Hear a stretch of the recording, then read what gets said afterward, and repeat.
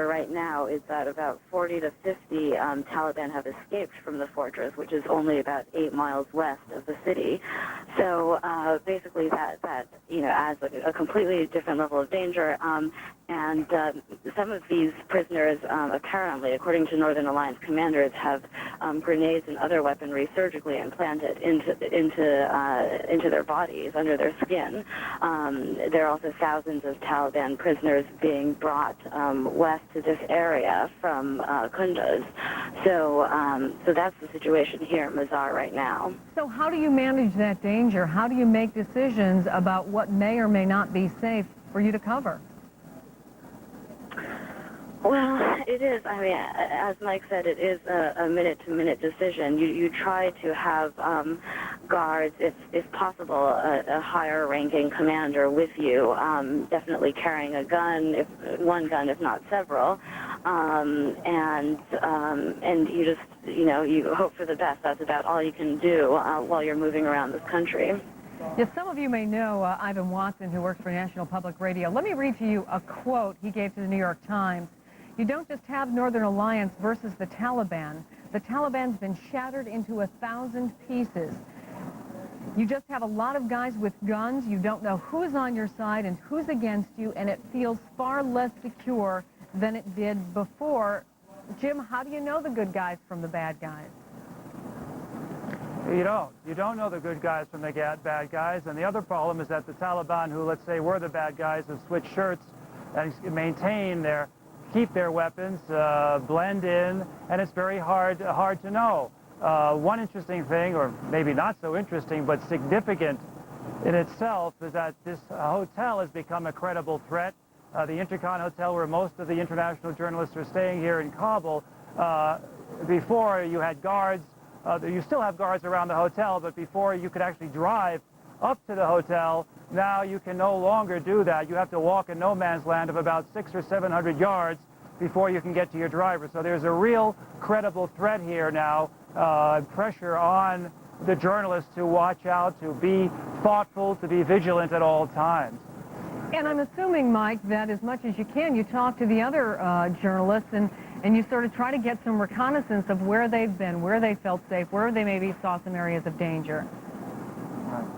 Well, sure, you do that, but eventually you have to get out into the field, and that's where you have to make a decision. You talk to the colleagues you have on your team. You talk to your so-called fixers, the people who are assisting you, translators, drivers, everybody you can, even the security people, and you make an instantaneous decision. Do we go further? Now, the other day we were heading down toward Tora Bora, where the White Mountains begin, the trailhead begins, supposedly the hiding place of Osama bin Laden and Al-Qaeda, and we got to a village which was close to the end, and we were told that we shouldn't go any further than that, and our security escort, our detail, started fighting with each other, and then with our drivers and our security people saying, don't go there, and we're all sitting there on the bus, the four of us on this team, Bill and Paul and our producer, saying, what do we do here? We had to make a decision, because you just don't know when it's going to turn on you, when whatever the anger is that's displayed is going to be directed toward the journalists who are there. We decided we would go that far and no further, did our interviews, and fell back and did the story in a different way. It's really a feel thing, an instinct thing, and because we had it here at the Spingar Hotel in Jalalabad, the 4 journalists set out from here for Kabul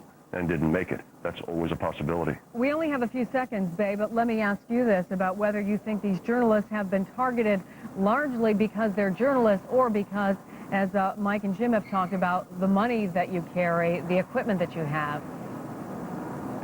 Yes, I don't think it's an issue of being journalists. I think it is purely banditry, the amount of money that we're carrying. But I also want to add that in terms of assessing risk, there are some things, we've been granted an amazing amount of access in this war because I think the Northern Alliance commanders and soldiers don't assess risk in the same way as we do.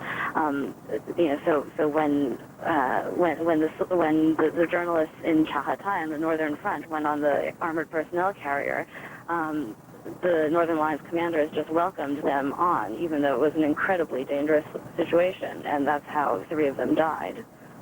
Bei Fang, Mike Taibbi, Jim Aceda, in the war zone, in danger. Thank you so much for being with us and for all of the risks that you take to bring us the information that we want to know. Thank you very much. That's going to do it for this hour. I'm Chris Chansing. White House briefing coming up just a couple of minutes from now. Alex Wood will be in the anchor chair. Stay here with MSNBC. Hey, Mr. and Mrs. Smith. That's our loan package.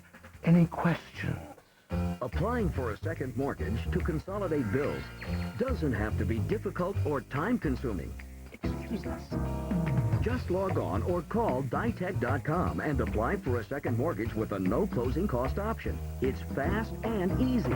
Oh, lost the note. Oh, for the most famous group in the band, it was like, whoa, I've got Christmas and New Year's all rolled into one. But then I stuck them all in a drawer for 30 years.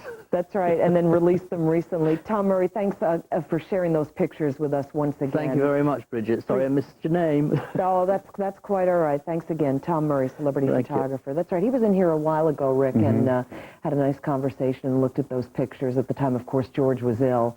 So it was in a way expected, but so sad nonetheless. Those pictures are fantastic, and it captures the energy of those four musicians. They had an unbelievable chemistry. They sure did. Well, enjoy the rest of your afternoon. I will. We have a lot more coming up, including a briefing from the White House. Ari Fleischer will be talking to us from the White House briefing room, and we'll bring that to you live. And, of course, we'll continue to follow one of our lead stories today. And, of course, that's the life and career of George Harrison. We're coming up on the noon hour, and we hope you'll join us for lots more straight ahead here on Fox News Live. We'll be right back.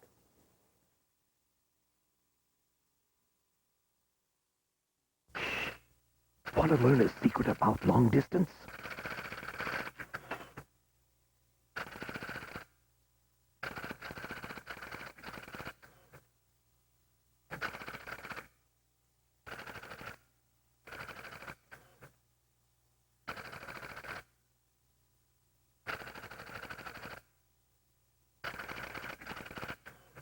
Let's compare those prices again. AT&T, 7 cents. IDT, just a nickel.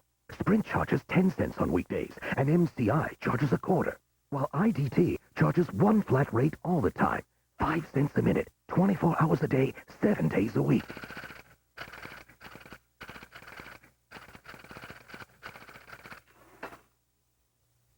Switch today and save a few, switch today and save a few bucks. IDT long distance. No one does it for less. The issues facing America. View from the left, view from the right.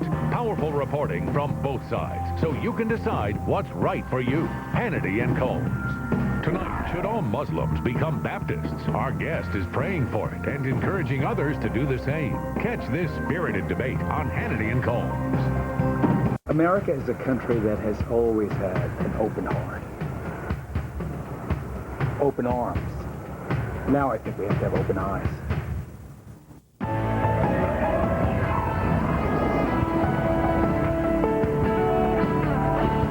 It is 12 o'clock in the East, 9 a.m. on the West Coast on this Friday, November 30th, and you're watching Fox News Channel's nonstop coverage of America at War. I'm Rick Fulbaum. We're glad you're with us, and here are the latest developments this hour.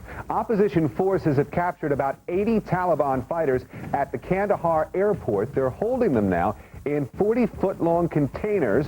Among them, a leader of the political wing of Osama bin Laden's al-Qaeda network. In an interview, he said he doesn't know where bin Laden may be. The head of the UN Development Program says Afghanistan will remain a haven for terrorists unless there's a long-term commitment to rebuild that country. While touring Kabul, Mark Malik said a 5-year rebuilding plan is very important. A warlord walks out of the UN-sponsored talks on Afghanistan. He's protesting a lack of representation for the Pashtuns, Afghanistan's largest ethnic group. And the head of the Northern Alliance rejects key points made on creation of an interim government, but UN officials downplay the disagreements among the rival factions.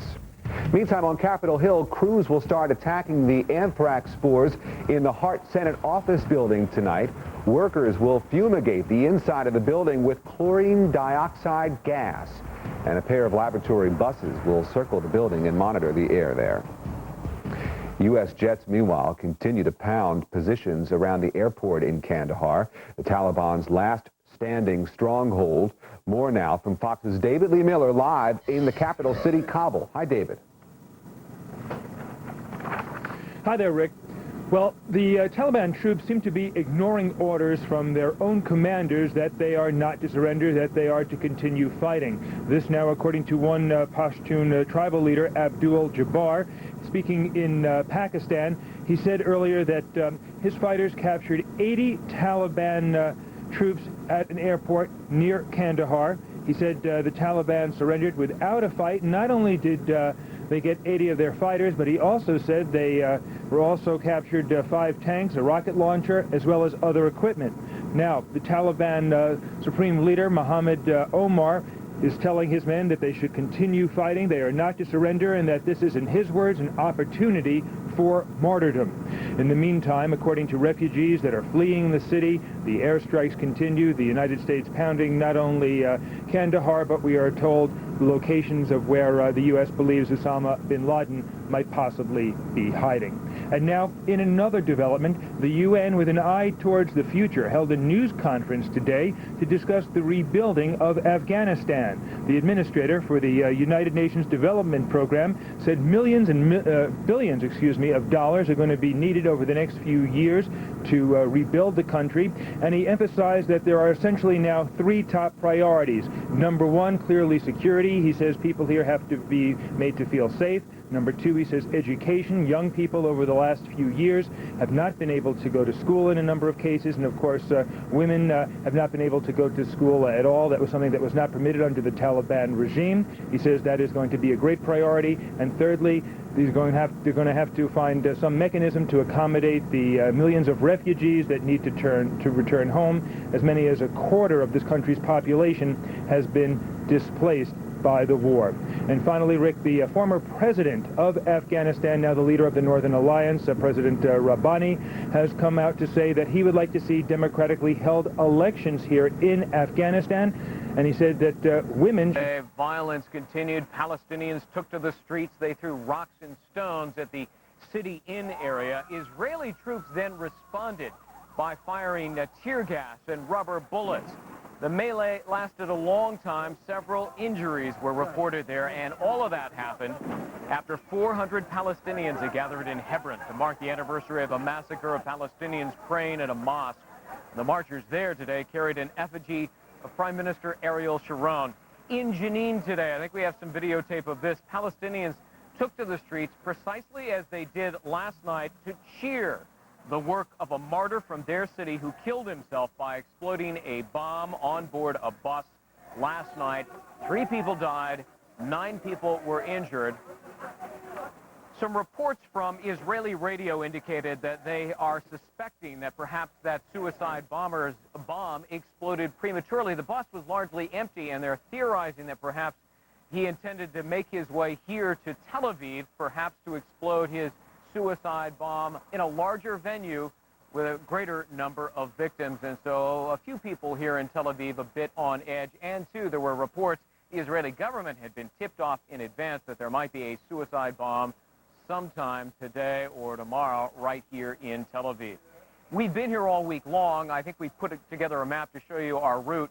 We began in Tel Aviv, and then we reported a couple of days in Jerusalem on to Ramallah, which, of course, is the Palestinian Authority headquarters there in the West Bank. Efrat we went to yesterday, and that is a Jewish settlement also on the West Bank.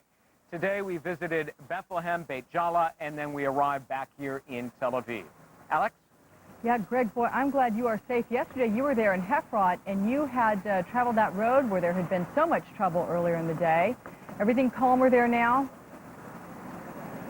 Yeah, actually a couple of hours after we made our way through what is essentially the most dangerous road, Palestinian snipers opened fire on Israeli tourists. Nobody was injured. They shut down, we think, the road briefly.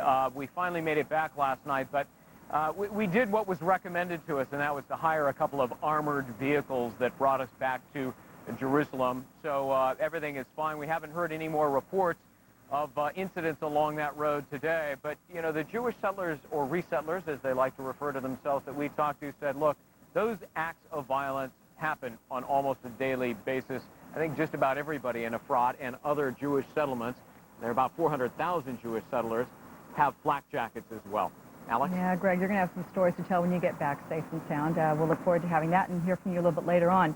We are keeping an eye, everybody, on the White House press briefing room where Ari Fleischer is expected to speak at any time. Maybe we'll take that live when we have him standing in front of the podium. In the meantime, this just in, we're getting word out of Bonn, Germany, that those talks with the different ethnic and tribal factions there from Afghanistan have hit some sort of a snag, a stall in effect. About 30 people sitting around those tables. Apparently what we're being told, the Northern Alliance is refusing to present any kind of list of names of possible leaders that would be installed in a post-Taliban interim government.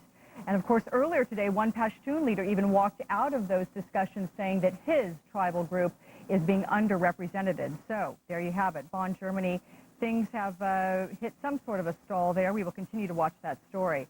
And a bloody battle, another region familiar with conflict, the bloody battle over the last remaining Taliban city in Afghanistan, or rather, we're going to go into this, a country without law, a country in danger. Meantime, Defense Secretary Rumsfeld spoke just a short time ago on the latest U.S. efforts to smoke Osama bin Laden and his followers out of Afghan caves.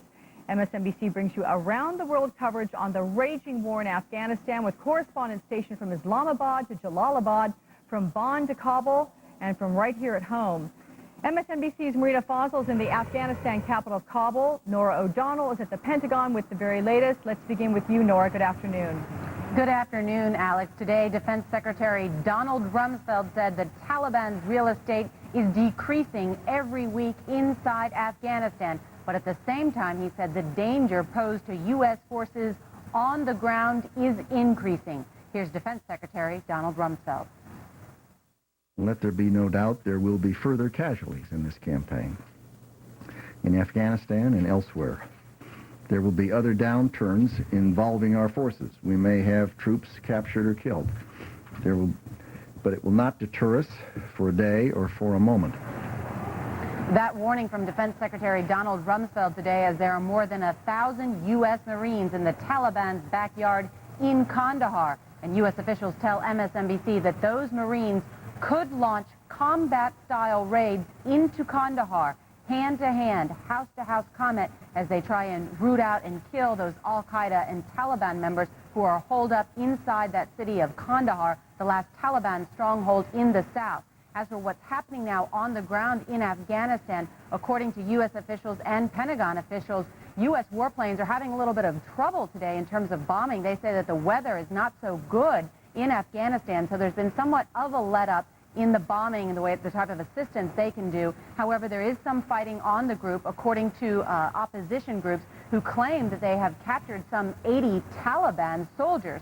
But here at the Pentagon, according to General Pace, there's not yet been a major ground offensive, and the situation is still fluid.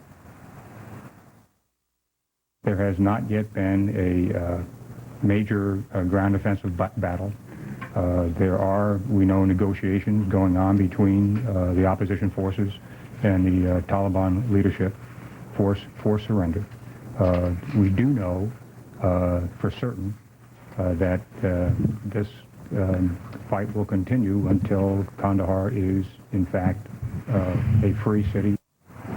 A free city, but the leader, Mullah Omar, that is holed up inside that city, is apparently telling his followers by radio that they should stay and fight to the death because, quote, it is the best opportunity to achieve martyrdom. That said, U.S. officials say that Mullah Omar is not even able to communicate with his commanders, that he has lost total control of his military, and that he's even trying to negotiate a surrender out of the city. But the Pentagon saying today they will not allow that to happen. Alex? All right, Nora, you know, you touched on a subject I think we're going to be hearing a lot more about coming up, and that is that weather, the fog hindering the U.S. airstrikes today, and certainly winters there are brutal. We know fog will be an integral part of that. Thanks very much, NBC's Nora O'Donnell from the Pentagon. And I want to update you, we are getting word from an observer there in Bonn that apparently these talks have stalled at a critical phase, these being the talks for a presumed post-Taliban interim government there within Afghanistan. About 30 members from different tribal and ethnic factions have gathered around the table. One tribal leader from the Pashtun representatives walked out earlier today saying that their efforts and their concerns were being underrepresented at that table. But again, an observer saying these talks have stalled at a very critical phase in Bonn. Now for a perspective from inside Afghanistan, let's go to Marina Fazel, live in the capital city of Kabul. Marina, what are you hearing about the standoff in Kandahar? Hello, Alex. Yes, the Northern Alliance is telling us that about 1,500 Pashtun residents of the province of Kandahar that have been living in Parwan province and fighting alongside the Northern Alliance throughout the Taliban rule the last 5 years. They moved into Kandahar province last night with their heavy weaponry, and they are only miles away from the city center. Northern Alliance Foreign Minister Dr. Abdullah also indicated that the battle against the Taliban there by opposition forces is widening. Here's what Dr. Abdullah had to say. There have been fightings around Kandahar by the resistance, active resistance which has taken place there. Now it's widespread around Kandahar, but still Taliban are in control of the city. And of course, around the city of Mazar-e-Sharif, the northern city of Mazar-e-Sharif, where hundreds of Taliban prisoners were involved in an uprising in a prison where they were held for interrogation. There has been still some shooting today. Red Cross workers are saying that a couple of the Afghan personnel that was working with them, guards, were shot today. So that's the latest development out of Mazar-e-Sharif. Back to you. MSNBC's Marina Fazel, thanks so much for that live report. And MSNBC's Ashley Banfield is in Kabul, and she has also seen firsthand the situation on the ground. Ashley will have the latest in her series of reports from the area called Region in Conflict. That is tonight at 9 p.m. Eastern, 6 Pacific, right here on MSNBC. And you can ask Ashley about her experiences in a live chat on MSNBC.com. Join her tonight at 11:15 p.m. Eastern. That's 8:15 p.m. Pacific. Once again on MSNBC.com. And also, once again, we're keeping an eye on the White House press briefing, which is scheduled to begin about 14 minutes ago. So it looks like Ari Fleischer is running a little bit late. His boss, the commander-in-chief, usually does not. But Ari running a little bit late today. We'll get to that and bring that to you live as soon as it starts. And now millions of fans are mourning the loss of legendary Beatle and music icon George Harrison today. He was the quiet Beatle, the youngest of the 4 men from Liverpool who changed pop culture forever. His battle with cancer ended yesterday afternoon at a friend's home in Los Angeles.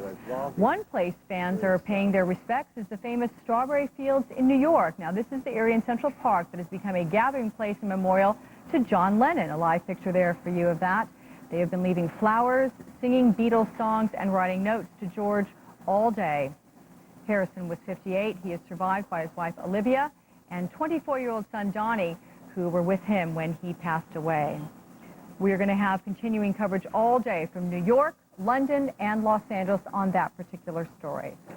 So coming up, we continue to monitor the situation in the city of Kandahar. Opposition forces are battling the Taliban around the city, and a tribal leader says U.S. warplanes are indeed bombing Taliban defenses in Germany. One of those delegates has walked out of the UN talks on the future of Afghanistan, apparently at a very critical phase. Those talks have stalled. Next, the latest in the battle for Kandahar and just how the U.S. military is hunting for Osama bin Laden. And by the way, we're keeping an eye on that White House press briefing for you. Stick around. We'll be right back. Hi, I'm Jeff Bezos, founder of Amazon.com. When news breaks, the people of MSNBC bring you the whole picture, live, 24 hours a day. To learn more, books give us the lessons of history, analysis, and opinion. That's why we've put together a selection of books, including those you see here, to help bring you clarity and perspective. So log on now to our special website, Amazon.com/NBC, because no matter where you live, books expand our world. It's never too late to change, to feel good about yourself. After I turned 40, I gained weight. I was not going to accept that. So I lost 32 pounds on the Slim Fast plan. Wow, I am so proud to say I'm a grandmother. I feel energized. I feel healthy. I have a new confidence in myself. I have a Slim Fast for lunch every day. It is wonderful. It's got vitamins, minerals, protein, and calcium, which is so important. I know that I'm doing something good for myself. Slim Fast every day. Get healthy. Anybody can do this. Look at all these wedding gifts. Whoa. What's for lunch? Chicken stars. Condensed soup? I used to eat that too. And then I learned how to tie my shoelaces. You're an adult now. There's a better tasting soup. Progresso chicken noodle has tender pieces of all-white meat chicken and bigger slices of hearty vegetables with just the right seasoning. See the difference? This is better. See? Now, how about this glass? It's time to go to the better taste of Progresso. Moo. There's all kinds of great deals going on at your local Gateway store, like a free flat-screen upgrade when you buy the Gateway 500X featuring an Intel Pentium 4 processor, and other great deals like computers starting as low as $599, and terrific financing offers like Gateway's special no payments for 6-month plan. And while supplies last, we'll even give you Sierra's 3D Ultra Pinball Thrill Ride gaming software for free. Just call 1-800-GATEWAY for the store nearest you.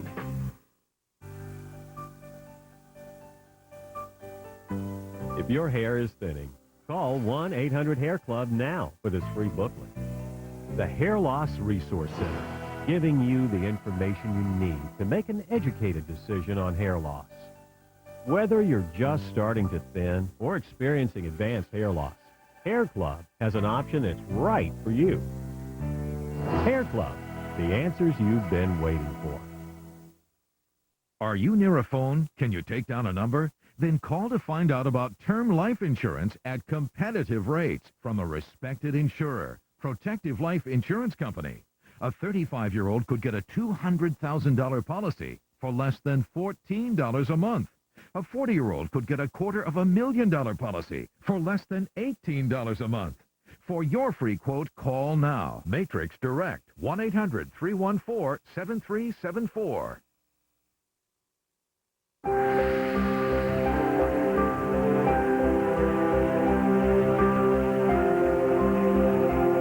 Everyone needs to stick together for this. It's going to be a long, drawn-out thing, but it'll work out.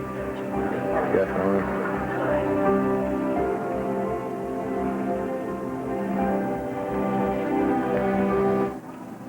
And that was one of America's bravest fighting the war against terrorism in Afghanistan. Want to update you on a couple things at this very moment. The battle for Kandahar rages on.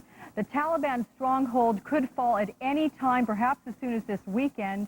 We are keeping an eye on that. We'll bring you all the latest as that comes in. In addition, the talks in Bonn, Germany have stalled those very crucial talks over the future of Afghanistan in terms of a post-Taliban government. There are about 30 people around those tables for 4 days now trying to make some sort of headway. They have stalled, we're being told, at a very critical time. We'll keep an eye on that for you. But again, opposition forces are battling the Taliban around their last stronghold of Kandahar. Tribal forces say that they have captured about 80 Taliban soldiers so far, but the Pentagon says U.S. bombing around Kandahar is being hampered by the weather problems we heard MSNBC's Nora O'Donnell tell us about just a little while ago from the Pentagon. While opposition forces battle Kandahar, UN officials are working to try to build a new Afghanistan government. It's not been easy, though, of course. UN officials are downplaying apparent rifts in the talks in Germany. An Afghan warlord did walk out of the talks earlier, a man of Pashtun descent. There are reports that a Northern Alliance leader in Kabul is rejecting any kind of key efforts. And after 2 months of relentless U.S. bombing, reports of 6 al-Qaeda leaders killed and a final stronghold now on the verge of collapse, the U.S. attacks have broken the Taliban's back. Now Osama bin Laden is squarely in America's crosshairs. Pentagon officials say they are focusing on 2 main areas. Kandahar, indeed, is one of them. The other, a mountain base called Tora Bora, that is near the Pakistan border. But Osama bin Laden has a lot of options both in and outside that area. Afghanistan is a virtual ant farm of thousands of caves, countless miles of tunnels, heavily equipped bunkers. They're a product of Afghanistan's rough geography, and 15 years back, a hefty dose of American money from the CIA. Here with a closer look at the intricate cave networks inside Afghanistan, our military analyst, retired Army Colonel Ken Allard. Ken, thanks so much for being here as always. Thank you, Alex. Before we get to that very quickly, let's just update Kandahar and the situation there in terms of our U.S. military ops. Well, basically what you've got in Kandahar right now is a situation in which when Mullah Omar says that this is the maximum time for martyrdom, the Marines that are there absolutely agree with that statement, simply because of the fact that those forces are beginning to close in. We have reports of heavy fighting around Kandahar, and you see on our little video here the fact that, again, what's happening here. One minute, Ken, before you go with that thought, we want to go right now live, that is, to the White House press briefing. And Ari Fleischer, stick around, Ken. We'll have you right back. Education reform proposals that are being considered by a conference committee of the House and the Senate. Conferees met again this morning and are continuing to meet throughout the day. The President looks forward to their completing their work and sending him an education bill that he hopes and looks forward to being able to sign this year. The President is confident that we'll be able to have these reforms in place for America's school children in time so next fall we can begin closing the achievement gap in America and making sure that every child receives a first-rate education. And with that, I'm happy to take your questions. Ron? Why do I like holiday shopping? Governor Gilmore called the President last night and informed the President of his intent to resign. The President told him he regretted it. The President considers Governor Gilmore to be a good friend. He appreciates very much the fine job that Governor Gilmore has done at the helm of the Republican National Committee. But he also understands and respects the fact that a man wants to spend more time with his family, particularly going into a busy election year. Did he urge him to stay? The President accepted his resignation with regret and said he understood. I think the President, as you know, places a lot of value on the fact that family is important, and he understood the Governor's reasons and was disappointed to hear that he was leaving because he thinks he's done a very good job at the Republican National Committee. Are you saying that the White House did not urge him to step down? That's correct. And Nick Holroyd doesn't control the operations with the RNC? No, this was a decision that was made by Governor Gilmore. White House input whatsoever? No, this was the Governor's decision, as he expressed it to the President. Can I follow up on something else related to election matters? Democratic leaders are saying that the President has done a better job managing the war than the economy. Anita Lowe has been quoted as saying that this is George Bush's recession. What does he think about that? Well, you know, the President believes that the job of leaders is in Washington the President believes that the job of leaders in Washington is to come here to solve problems and not point fingers. And that's what he is here to do, and that's what he's going to continue to do.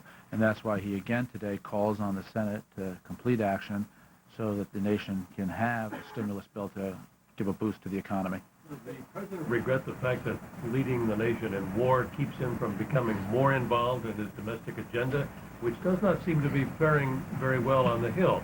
He's limited himself to brief comments here and there encouraging the passage of the stimulus bill, for example, but he doesn't seem to be into it or mixing it up. Well, as the French say, au contraire. I think the President's agenda domestically has done very well on the Capitol Hill. If you consider the fact that with incredibly narrow margins in both the House and the Senate, under President Bush's leadership, the death tax has been abolished. All Americans have received tax rate reductions as a result of the President's proposals accepted by the Congress. The marriage penalty has been reduced. The President has had strong success, as just indicated in my opening statement, on a bipartisan education proposal. The House of Representatives, in a very large bipartisan vote, approved an energy plan to make America more energy independent. Nothing's happened since the war started. Well, I think that's a question you need to address to the Congress, but there have been other developments on the domestic front. On the trade front, for example, the agreement in Doha to enter into a new round of trade negotiations throughout the world to lower tariffs and barriers on international trade. The President was heartened by that. That's been something that was not able to get done in previous administrations. It was done. But the things that are undone in the Senate particularly are terribly important to the President. So there have been some successes. It's halfway through the congressional session, and the Senate has not yet recessed. So there's time for the Senate to do more. The President clearly, when it comes to the stimulus particularly, is calling on the Senate to do more and to do more quickly. One more problem. Why isn't he then taking a more prominent role? Well, I don't know how he could take a more prominent role than meeting every week with the leadership of the House and the Senate, bipartisan leadership. He had many Republicans down to the White House and the leadership this week from both the House and the Senate. He's had repeated meetings with the Democrats on trade and on other issues, and he'll continue to do that. Typically at the end of the year, once Congress finally gives itself a deadline for when they will recess, Congress is known, regardless of who controls the Congress, to hurry up and get a lot done as that deadline approaches. We'll see if that will or will not be the case with this Congress. The President hopes it will be and is committed to making that happen. But if you take a look at the President's priorities and what he has proposed, the tax issue, as I discussed, has been signed and enacted into law. Education reforms are moving along very nicely. The energy plan passed by the House. the Armies of Compassion initiative to help people who are in poverty, passed by the House. There's progress to be reported in the Senate, thanks to Senator Lieberman and others. So there still is time in this Congress and in the next session of the Congress for the President's agenda to continue. But given the fact how tight margins are, I think the President has a lot that he can look at and say the American people can take pride in what's happening in Washington. Is this his recession? Does he feel responsible for fixing this recession? David, the President understands this recession doesn't belong to any politician. This is a country's recession because it's people of our country who are unemployed as a result of an economic downturn. And this president has no interest in placing blame or pointing fingers at anybody for economic circumstances. His intention is to bring people together to solve it, not divide people by pointing fingers. The economic facts of the recession are the following. In the spring of 2000, the economy was growing at a rate in excess of 5%.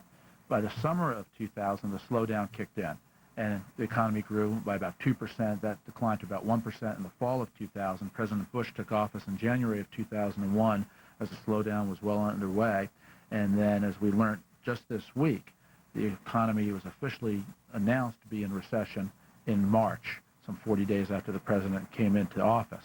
Those are the facts, as an economist would neutrally describe them. Regardless of those facts, the president wants to work with the Congress to come out with a solution. And, I remind you also, the vice president, of course, said that while we are on the front edge of a recession, if you recall, he said that in December, and he, of course, turned out to be accurate. Well, there is a tradition of the buck stopping in this building for voters when it comes to the economy, and Senator Daschle has just come out and said that we're in a recession, which is a direct result of the president's policies. What do you make of it? Yeah. Well, again, the president thinks the job of leaders in Washington is not to point fingers, but to find solutions. And regardless of anything that anybody may say on Capitol Hill, that won't stop the president from working with them on behalf of the country. Well, is the president concerned, politically, that at some point, despite the dates you just rattled off, voters see him as personally responsible for the policies to get the country out of recession? No, the president is not worried about that. The president is worried about whether or not the Senate will take action to help get the economy out of recession. And the president just cannot imagine that the Senate would leave town without getting the people's business complete. Is this a blame game going on? No, it's a solutions issue. And that's why the president is working so hard with the Senate to find solutions. Right, Steve? One more on Gilmore. What are you going to do to replace him, and what sort of person do you need? The president will contemplate what he needs to do, who best to replace Governor Gilmore.